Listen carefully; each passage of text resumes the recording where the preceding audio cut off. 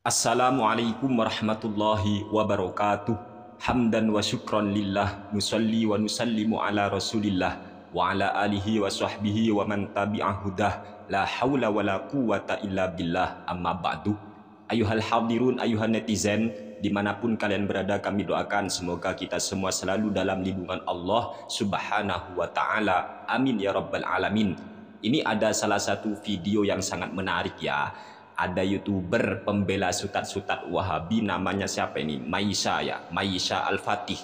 Orang ini ya gimana ya?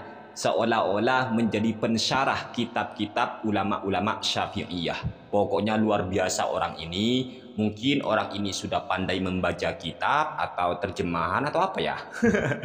Tapi dengarkan dulu sudah video daripada orang ini. Orang ini membahas apa, maka kami nanti akan menanggapinya. Berikut ini videonya daripada Maisha Al-Fatih, pembela sutat-sutat Wahabi. Zoom. Apakah benar ada bid'ah hasanah? Ternyata Imam Syafi'i menyatakan bid'ah hasanah, seperti Imam Nawawi juga menyatakan adanya bid'ah hasanah, tetapi bid'ah hasanah yang dimaksudkan oleh Imam Syafi'i, oleh Imam Nawawi dan beberapa imam lainnya bukanlah bid'ah-bid'ah yang mereka anggap di zaman sekarang ini adalah sebuah ritual, sebuah ibadah, seperti melakukan maulid Nabi, membaca tahlilan, yasinan setiap malam Jumat, ditentukan hari khususnya. Inilah yang dimaksud dengan bid'ah yang dilarang oleh Nabi kita Nabi Muhammad SAW. Jangan berdalih, oh Imam Syafi'i pernah menyatakan bahwa bid'ah hasanah itu ada. An-Nawawi juga pernah menyatakan bahwa bid'ah hasanah itu ada. Jadi yang dimaksud oleh Imam Syafi'i dan Imam Nawawi tadi, sahabat semua, sudah jelas sekali. Yakni dalam perkara sarana. Seperti handphone, YouTube, yang sering kita gunakan sekarang, TikTok, apalagi. Itu semuanya adalah bid'ah hasanah, perkara baru di dalam kehidupan kita dalam perkara sarana, bukan dalam perkara ibadah. Orang ini sangat luar biasa. Jadi dia itu bermodal nekat tanpa bakat. Intinya orang ini berbicara sesuai hawa nafsu tanpa sebuah ilmu. Dia itu sok-sokan mengomentari pendapat daripada Imam Asy-Syafi'i ataupun ulama-ulama Syafi'iyah seperti Imam An-Nawawi rahimahumallahu ta'ala. Amin ya rabbal alamin. Orang ini mengakui bahwasanya Imam Asy-Syafi'i maupun Imam An-Nawawi membagi bid'ah, ada bid'ah hasanah, bid'ah yang baik. Orang ini sudah mengakui. Tapi orang ini sengaja mempelintir ucapan daripada Al-Imam Asy-Syafi'i maupun Imam An-Nawawi dan ulama-ulama Syafi'iyah yang lainnya ya, yang sepakat bahwa bid'ah itu ada bid'ah hasanah, ada bid'ah yang baik. Lalu orang ini sok mensyarah menjelaskan maksud daripada Imam Asy-Syafi'i maupun Imam An-Nawawi tentang masalah bid'ah hasanah. Kata orang ini, yang dimaksud oleh Imam Asy-Syafi'i maupun Imam An-Nawawi masalah bid'ah hasanah itu bukan masalah ritual atau ibadah, akan tetapi masalah sarana, ya seperti handphone, YouTube, TikTok dan semacamnya. Anda itu kalau nggak ngerti, nggak bisa baca kitab, meneng cangkeme, cangkem elek. Gini aja Pak ya, bagaimana mungkin Anda itu akan memahami ucapan Imam Asy-Syafi'i maupun ucapan Imam An-Nawawi tentang bid'ah hasanah itu sarana? Saya mau nanya sekarang, apakah melafatkan niat itu sarana Pak? Saya nanya ya. Kita semua sudah tahu ulama-ulama Syafi'iyah menganjurkan umat Islam melafatkan niat. Itu tidak dipersoalkan oleh Imam An-Nawawi dalam kitab Al-Majmu' Syarhul Muhadzab maupun kitab-kitab beliau yang lainnya. Apakah melafatkan niat ini maksud Anda itu sarana Pak? Hah? Ngerti bahasa atau tidak orang ini? Ayo. Kemudian saya nanya lagi, membaca Al-Quran di sisi kuburan saat kita berziarah ke kubur itu dianjurkan oleh Imam Asy-Syafi'i, oleh Imam An-Nawawi dan ulama-ulama Syafi'iyah maupun ulama 4 mazhab Pak. Ada itu anjurannya, diperbolehkan, bukan bid'ah yang sesat. Enggak. Pertanyaannya adalah, apakah ngaji Al-Quran di sisi kubur saat kita berziarah ke kuburan itu Anda anggap sarana? Saya nanya dulu ya. Biar Anda paham apa itu sarana, apa itu ibadah. Ya jelas bagi orang yang waras, ngaji Al-Quran di sisi kuburan itu ibadah Pak. Dan itu dianjurkan oleh Imam Asy-Syafi'i, dianjurkan oleh Imam An-Nawawi, dianjurkan oleh imam-imam yang lain. Bersalaman setelah selesai sholat apakah itu sarana, atau itu ibadah, atau itu tradisi? Saya nanya, kalau memang itu adalah ibadah, kenapa ulama Syafi'iyah membolehkan salaman selesai sholat? Kenapa? Kalau memang ibadah. Kalau memang sarana, kenapa Wahabi mempersoalkan orang salaman setelah selesai sholat? Bahkan sampai-sampai Ustadz Wahabi ada yang berdusta atas nama Syekh Izzuddin bin Abdissalam hanya untuk membid'ah-bid'ahkan, menyesat-nyesatkan orang salaman selesai sholat. Kemudian saya mau nanya lagi ya kepada Maisha Al-Fatih, pengagum Ustadz Wahabi ini, mengulang surat yang sama dalam sholat. Contoh, rakaat pertama kita membaca Al-Ikhlas, rakaat kedua membaca Al-Ikhlas. Membaca surat yang sama dalam 2 rakaat sholat ini, apakah sarana atau ibadah, Pak? Kan ibadah.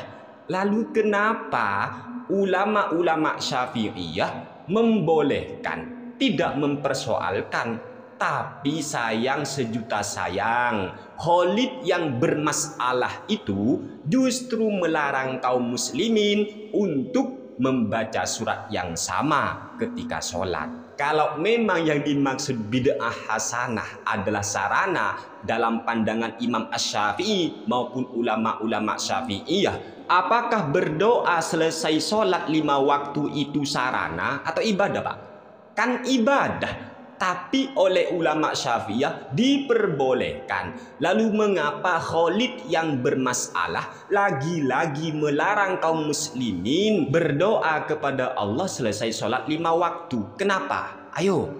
Kemudian saya menanya lagi, membaca sholawat yang tidak diajarkan oleh Nabi redaksinya itu apakah sarana atau ibadah? Justru itu jelas ibadah. Tapi ulama-ulama Syafi'iyah, bahkan sutat-sutat Wahabimu sendiri, ulama-ulama sanjungan Wahabi, ketika membaca sholawat seringkali tidak sama redaksinya dengan sholawat yang diajarkan oleh Nabi Muhammad Sallallahu Alaihi Wasallam. Lalu kenapa Anda selewengkan maksud daripada bid'ah hasanah hanya khusus tertentu kepada sarana? Anda itu kalau nggak ngerti diem, meneng cangkem elek.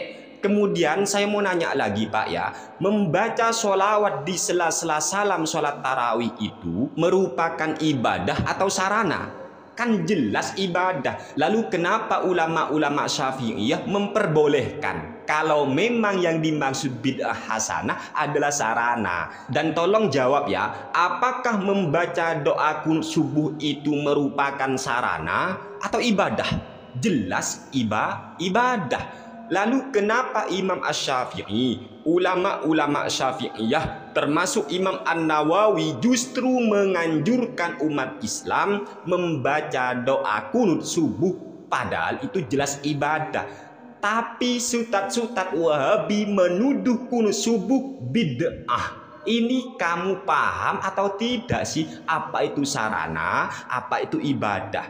Kemudian saya akan nanya lagi kepada Maisha Al-Fatih, menyaringkan bacaan zikir selesai sholat maktubah itu sarana atau justru ibadah? Ibadah, tapi dianjurkan, dibolehkan oleh ulama-ulama Syafi'iyah. Bahkan dalam kitab Sahihul Bukhari menyaringkan bacaan zikir selesai sholat maktubah itu justru sudah terjadi sejak zaman Nabi Muhammad Sallallahu Alaihi Wasallam.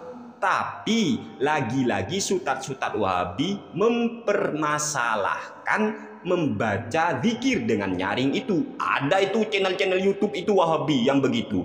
Kemudian menghadiahkan pahala bacaan Al-Quran kepada mayit itu ibadah atau sarana? Ya jelas ibadah. Lalu kenapa ulama-ulama Syafi'iyah maupun ulama-ulama mazhab yang lain justru menganjurkan, membolehkan dan menyatakan sampainya pahala bacaan Al-Quran itu kepada mayit? Apakah menghadiahkan pahala ngaji Quran kepada mayit itu ibadah atau sarana? Ya jelas ibadah, tapi diperbolehkan. Lalu saya mau nanya lagi, apakah menyiram kuburan dan menabur bunga di atas kubur itu ibadah atau sarana? Lalu kenapa orang-orang Wahabi mempersoalkan orang Islam menyiram kuburan dan menaruh bunga di atas kubur? Kenapa? Padahal ulama-ulama Syafi'iyah justru menganjurkannya. Kemudian saya mau nanya lagi, apakah merutinkan amal baik pada hari yang tertentu atau waktu tertentu ibadah atau sarana? Lalu kenapa sutat-sutat Wahabi itu mempersoalkan kaum muslimin di setiap menjelang bulan suci Ramadan, mereka itu kan pergi berziarah ke kuburan, dipersoalkan lagi. Padahal ulama tidak begitu. Imam An-Nawawi jelas mengatakan boleh menentukan hari-hari yang tertentu, mengkhususkan hari tertentu untuk berziarah. Kemudian saya mau nanya lagi, apakah membaca Shadaqallahul Azim setelah selesai mengaji Al-Quran, apakah itu sarana atau itu ibadah? Lalu kenapa Sutat Wahabi yang bernama Badrus Salam LC itu melarang? Padahal ulama Arab Saudi sendiri, sanjungan kaum Wahabi itu ya, seringkali ketika sudah selesai ngaji Quran membaca Shadaqallahul Azim. Kemudian saya menanya lagi kepada Maisha Al-Fatih, apakah sholat tarawih sebanyak 20 rakaat itu merupakan sarana atau ibadah? Tapi Imam Asy-Syafi'i maupun ulama Syafi'iyah mengatakan jumlah daripada sholat tarawih itu lebih baik sebanyak 20 rakaat, 23 sak witirnya. Kemudian Maulid Nabi Muhammad sallallahu alaihi wasallam, ulama Syafi'iyah itu justru mengatakan tidak masalah karena Maulid Nabi itu hanya sekedar istilah atau nama yang esensinya, isinya, hakikatnya adalah membaca sholawat kepada Nabi, bersalam kepada Nabi, mengajak umat mencintai Nabi, menceritakan sejarah Nabi, menceritakan sifat dan sikap bagaimana Rasulullah Shallallahu Alaihi Wasallam agar umat mengerti siapa nabinya, bagaimana nabinya. Itu justru tidak dianggap sebagai kesesatan oleh ulama-ulama Syafi'iyah. Apakah Maulid Nabi itu sarana atau ibadah kalau begitu, Pak? Tapi kenapa sutat-sutat Wahabi kok justru kepanasan ketika umat Islam melakukan Maulid Nabi Muhammad Sallallahu Alaihi Wasallam? Kenapa? Kemudian saya mau nanya lagi, apakah memulai ataupun menutup doa dengan membaca surat Al-Fatihah itu ibadah atau sarana? Jelas ibadah. Lalu kenapa Sutat Wahabi kok mempersoalkan umat Islam yang ketika hendak mau berdoa membaca suratul Fatihah? Kenapa? Sampai-sampai ada yang berbohong atas nama ulama Syafi'iyah hanya untuk melarang-larang, mengharam-haramkan, menuduh sesat umat Islam yang membaca suratul Fatihah sebelum berdoa kepada Allah Subhanahu wa Ta'ala. Dan apa hukum imsak? Menurut ulama-ulama Syafi'iyah ya jelas dianjurkan, boleh, tidak berdosa, bukan sesat. Kenapa imsak kok dituduh bid'ah yang sesat, mungkaroh oleh sutat-sutat Wahabi? Sampai-sampai ada yang berdusta atas nama Al-Hafiz Imam Ibnu Hajar Al-Asqalani untuk melarang-larang, menyesat-nyesatkan imsak. Padahal Imam Asy-Syafi'i maupun ulama-ulama Syafi'iyah justru senang kita berhenti makan sebelum masuk waktu subuh. Orang ini sok-sok menjelaskan maksud Imam An-Nawawi tentang masalah apa yang dimaksud bid'ah hasanah. Ternyata dia termakan oleh ocehan Firanda Andirja yang memalingkan maksud sebenarnya daripada Imam Asy-Syafi'i, daripada Imam An-Nawawi. Padahal semua yang sudah kami sebut satu persatu itu jelas bukan sarana, melainkan ibadah. Ayolah Maisha Al-Fatih, kalau Anda gak ngerti, gak paham, meneng cangkemi. Jangan sok menjadi pensyarah kitab-kitab ulama Syafi'iyah. Apalagi Anda baca kitab jelas tidak akan pernah bisa. Bagaimana orang yang tidak bisa ngaji kitab akan bisa paham isi kitab? Bagaimana orang yang tidak paham isi kitab akan mengerti maksud dari pengarang kitab? Walaupun Anda itu ngefan, walaupun Anda senang, walaupun Anda cinta kepada sutat-sutat Wahabi, tapi tolong kebohongan atau kesalahan yang dilakukan oleh para sutat-sutat Wahabi, Anda jangan pernah mendukungnya. Kalau Anda mendukung kesalahan, mendukung kebohongan, apa bedanya Anda dengan mereka? Semoga apa yang kami sampaikan bermanfaat untuk kita semua. Amin ya rabbal alamin. Wassalamualaikum warahmatullahi wabarakatuh.